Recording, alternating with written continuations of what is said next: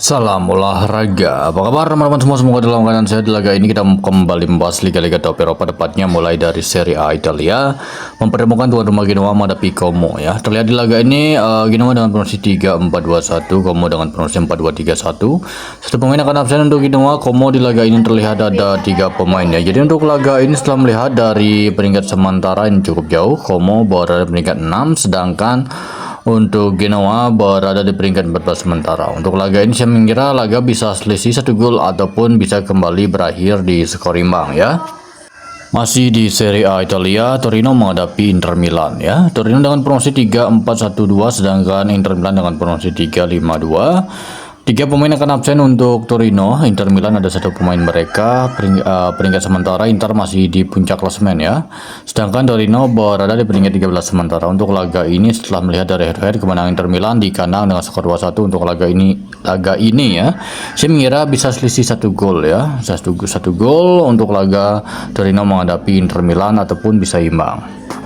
Dan memasuki laga yang ketiga, saya membahas pertandingan AC Milan menghadapi Juventus ya. Terlihat di laga ini Milan dengan formasi 3-5-2, Juventus dengan formasi 3-5-3 ya. Oke, ada 2 pemain akan absen untuk Juventus. Klasemen sementara di mana tuan rumah Milan berada peringkat 3, sedangkan Juventus peringkat 4. Kedua tim hanya selisih 3 poin saja.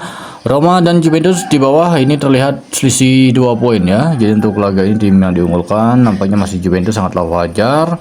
Tetapi untuk laga kali ini nampaknya AC Milan akan cukup baik karena mengingat mereka saat bermain kandang bisa dikatakan cukup lumayan baik. Laga bisa kemenangan Milan ataupun imbang ya. Kita pergi ke La Liga Spanyol. Di laga ini mempertemukan tuan rumah Real Oviedo menghadapi LC ya. Oviedo dengan formasi 4-2-3-1, sedangkan LC dengan formasi 3-5-2 ya. Terlihat di laga ini 3 pemain akan absen untuk Oviedo. LC di laga ini ada 1 pemain. Klasemen sementara dari lanjutan La Liga Spanyol, LC berada peringkat 17, selisih 1 poin dengan Sevilla. Oviedo berada peringkat 20 ya. Walaupun bermain kandang, Oviedo akan cukup sangat sulit untuk bisa meraih kemenangan di laga ini. Laga masih milik tim tamu yaitu LC. Oke baik, di laga ini kita membahas pertandingan Villarreal menghadapi Celta Vigo, di mana tuan rumah Villarreal dengan formasi 4-4-2, Celta Vigo dengan formasi 3-4-3. Terlihat di laga ini ada 3 pemain akan absen untuk Villarreal. Celta Vigo di laga ini ada 4 pemain ya. Klasemen sementara tuan rumah Villarreal berada di peringkat 3, sedangkan Celta Vigo peringkat 7 ya, 44 poin yang sama dengan Getafe yang berada di peringkat 6 sementara, dan selisih 2 poin dengan Real Sociedad yang berada di peringkat 8 sementara. Terlihat dari head-to-head terakhir pertemuan kedua tim, di mana pada waktu itu Celta Vigo selaku tuan rumah menghadapi tim tamu Villarreal berakhir dengan skor imbang 1-1. Dan laga kali ini laga kandang Villarreal. Tetapi untuk laga ini saya mengira nampaknya Celta Vigo akan cukup tangguh walaupun mereka bermain tandang ya, karena memang dari forma bisa dikatakan cukup lumayan baik ya untuk forma tandang Celta Vigo ya.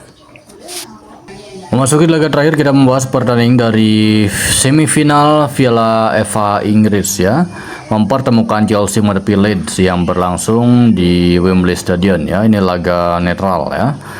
4-2-3-1 untuk rumah Chelsea, sedangkan untuk tim tamu Leeds dengan promosi 3-4-2-1 ya. Ada sekitar 5 pemain akan absen untuk Chelsea, 1 pemain dari tim Leeds ya. Jadi untuk laga ini tidak menutup kemungkinan setelah melihat dari hari terakhir skor imbang 2-2. Saya mengira di laga ini Leeds akan penuh kejutan, laga bisa memasuki extra time ya untuk laga Chelsea menghadapi Leeds United.